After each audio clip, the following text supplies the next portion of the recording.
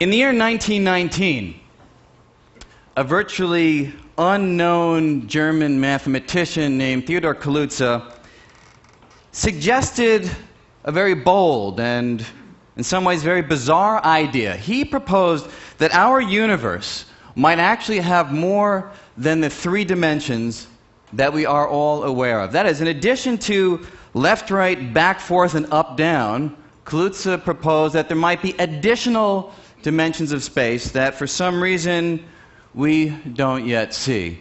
Now, when someone makes a bold and bizarre idea, sometimes that's all it is. Bold, bizarre, but it has nothing to do with the world around us. This particular idea, however, although we don't yet know whether it's right or wrong, and at the end I'll discuss experiments which in the next few years may tell us whether it's right or wrong, this idea has had a major impact on physics in the last century and continues to inform a lot of cutting-edge research. So I'd like to tell you something about the story of these extra dimensions. So where do we go? To begin, we need a bit of backstory. Go to 1907. This is a year when Einstein is basking in the glow of having discovered the special theory of relativity and decides to take on a new project to try to understand fully the grand pervasive force of gravity. And in that moment, there were many people around who thought that that project had already been resolved. Newton had given the world a theory of gravity in the late 1600s that works well, describes the motion of planets, the motion of the moon, and so forth, the motion of apocryphal apples falling from trees, hitting people in the head. All of that could be described using Newton's work, but Einstein realized that Newton had left something out of the story, because even Newton had written that although he understood how to calculate the effect of gravity, he had been unable to figure out how it really works. How is it that the sun, 93 million miles away, somehow it affects the motion of the Earth? How does the sun reach out across empty, inert space and exert influence? And that is a task to which Einstein set himself, to figure out how gravity works. And let me show you what it is that he found. So Einstein found that the medium that transmits gravity is space itself. The idea goes like this. Imagine space as a substrate of all there is. Einstein said space is nice and flat if there's no matter present. But if there is matter in the environment, such as the sun, it causes the fabric of space to warp, to curve, and that communicates the force of gravity. Even the Earth warps space around it. Now look at the moon. The moon is kept in orbit, according to these ideas, because it rolls along a valley in the curved environment that the sun and the moon and the Earth can all create by virtue of their presence. If we go to a full-frame view of this, the Earth itself is kept in orbit because it rolls along a valley in the environment that's curved because of the sun's presence. That is this new idea about how gravity actually works. Now, this idea was tested in 1919 through astronomical observations. It really works. It describes the data. And this gained Einstein prominence around the world. And that is what got Kaluza thinking. He, like Einstein, was in search of what we call a unified theory. That's one theory that might be able to describe all of nature's forces from one set of ideas, one set of principles, one master equation, if you will. So Kaluza said to himself, Einstein has been able to describe gravity in terms of warps and curves in space, in fact space and time to be more precise. Maybe I can play the same game with the other known force, which was at that time known as the electromagnetic force. We know of others today, but at that time that was the only other one people were thinking about. You know, the force responsible for electricity and magnetic attraction and so forth. So Kaluza says, maybe I can play the same game and describe electromagnetic force in terms of warps and curves. That raised a question. Warps and curves in what? Einstein had already used up space and time, warps and curves, to describe gravity. There didn't seem to be anything else to warp or curve.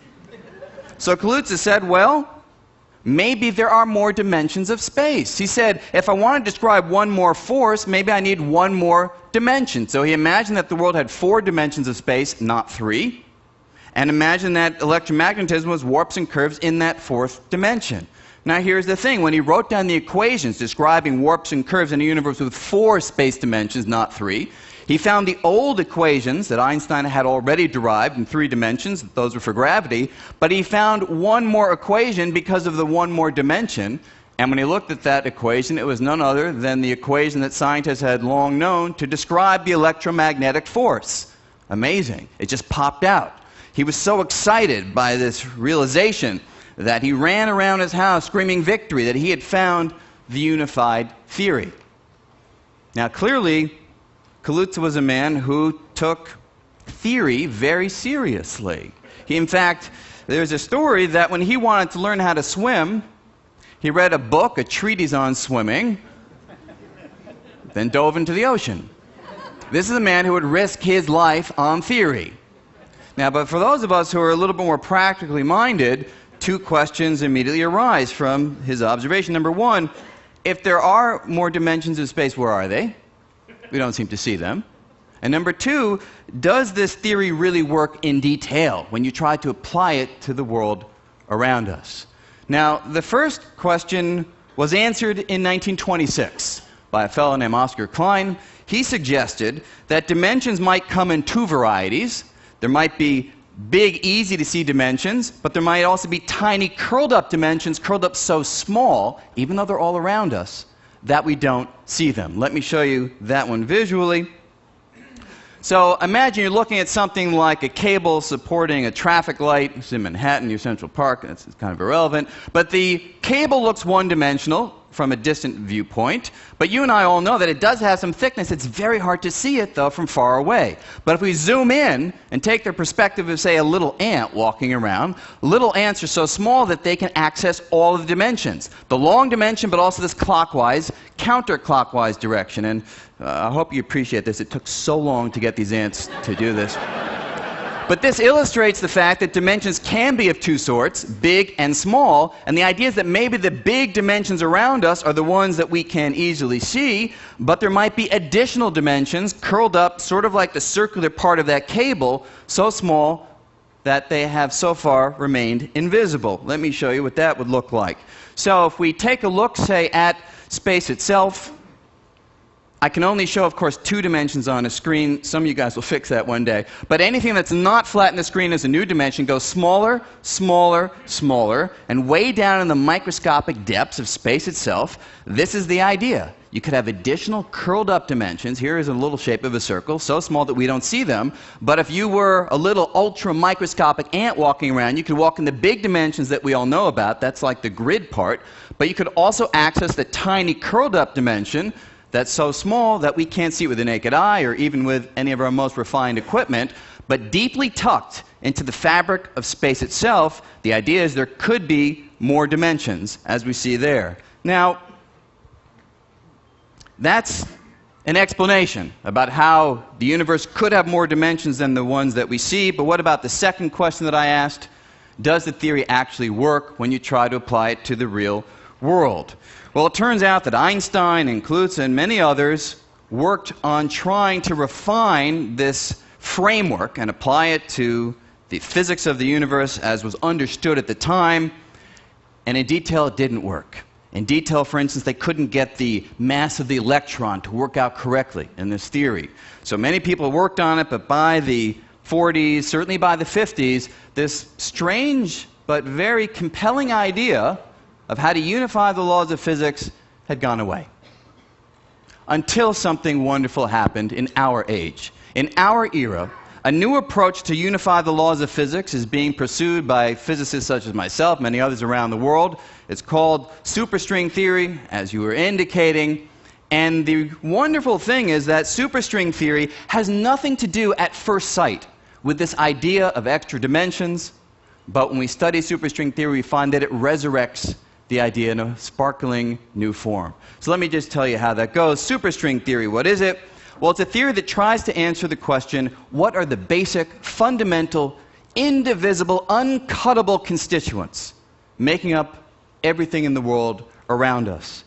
The idea is like this. So imagine we look at a familiar object, just a candle and a holder, and imagine that we want to figure out what it is made of. So we go on a journey deep inside the object and examine the constituents. So deep inside, we all know you go sufficiently far down, you have atoms. We also all know that atoms are not the end of the story. They have little electrons that swarm around a central nucleus with neutrons and protons.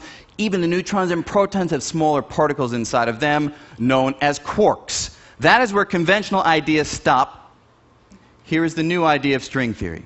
Deep inside any of these particles, there is something else. The something else is this dancing filament of energy. It looks like a vibrating string. That's where the idea of string theory comes from. And just like the vibrating strings that you just saw in a cello can vibrate in different patterns, these can also vibrate in different patterns. They don't produce different musical notes. Rather, they produce the different particles making up the world around us. So if these ideas are correct, this is what the ultramicroscopic landscape of the universe looks like. It's built up of a huge number of these little tiny filaments of vibrating energy, vibrating in different frequencies. The different frequencies produce the different particles.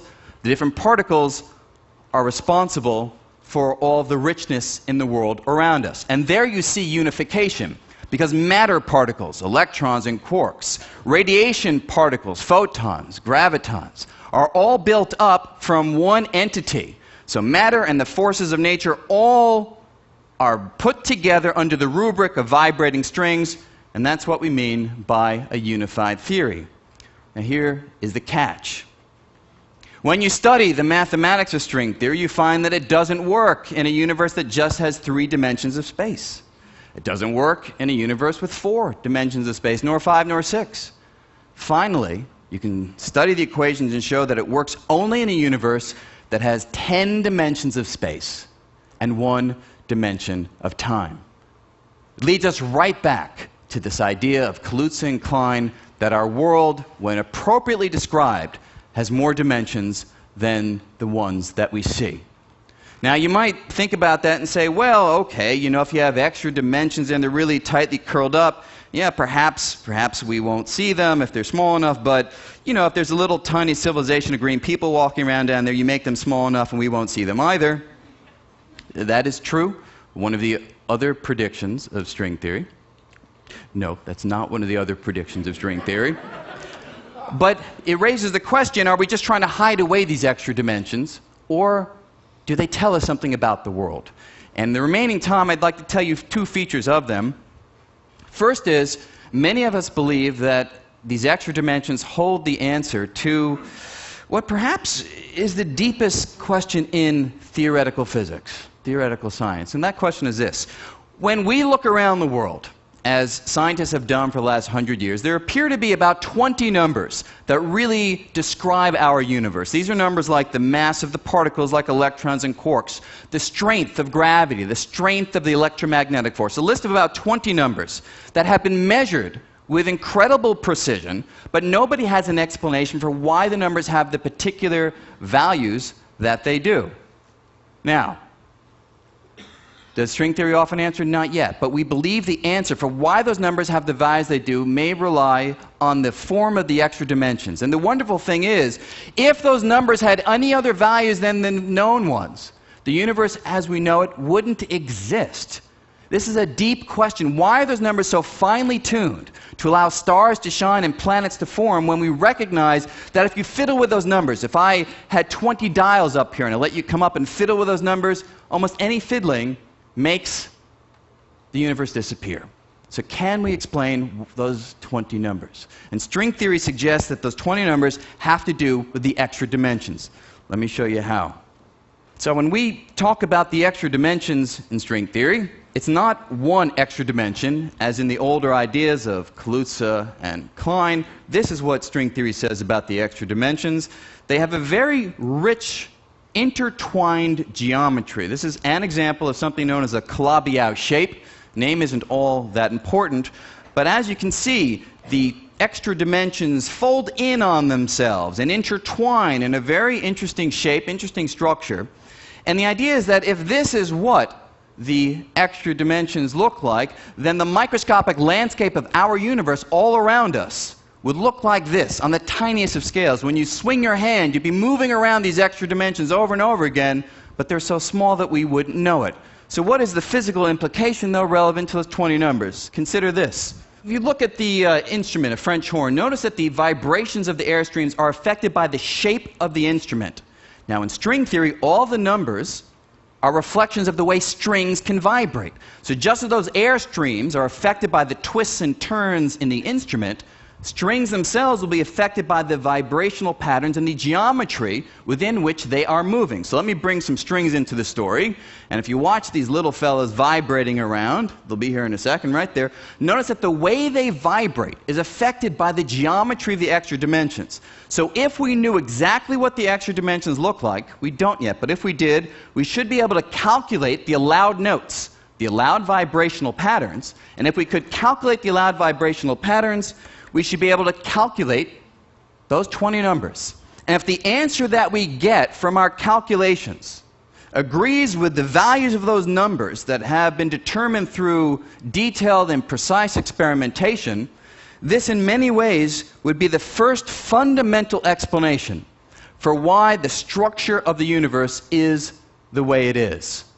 Now, the second issue that I want to finish up with is, how might we test for these extra dimensions more directly? Is this just an interesting mathematical structure that might be able to explain some previously unexplained features of the world, or can we actually test for these extra dimensions? And we think, this is, I think, very exciting, that in the next 5 years or so, we may be able to test for the existence of these extra dimensions. Here's how it goes.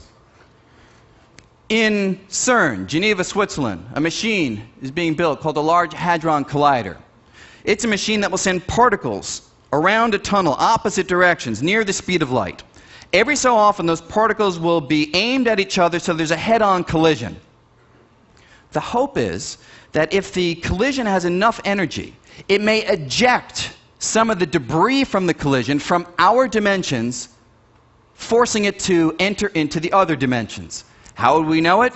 Well, we'll measure the amount of energy after the collision, compare it to the amount of energy before, and if there's less energy after the collision than before, this will be evidence that the energy has drifted away, and if it drifts away in the right pattern that we can calculate, this will be evidence that the extra dimensions are there. Let me show you that idea visually. So imagine we have a certain kind of particle. It's called a graviton. That's the kind of debris we expect to be ejected out if the extra dimensions are real. But here's how the experiment will go. You take these particles, you slam them together, and if we are right, some of the energy of that collision will go into debris that flies off into these extra dimensions. So this is the kind of experiment that we'll be looking at in the next 5, 7 to 10 years or so. And if this experiment bears fruit, if we see that kind of particle ejected by noticing that there's less energy in our dimensions than when we began, this will show that the extra dimensions are real. And to me, this is a really remarkable story and a remarkable opportunity. Going back to Newton, with absolute space, didn't provide anything but an arena, a stage in which the events of the universe take place. Einstein comes along and says, well, space and time can warp and curve. That's what gravity is. And now, string theory comes along and says, yes, gravity, quantum mechanics, electromagnetism, all together in one package, but only if the universe has more dimensions than the ones that we see. And this is an experiment that may test for them in our lifetime. Amazing possibility. Thank you very much. That's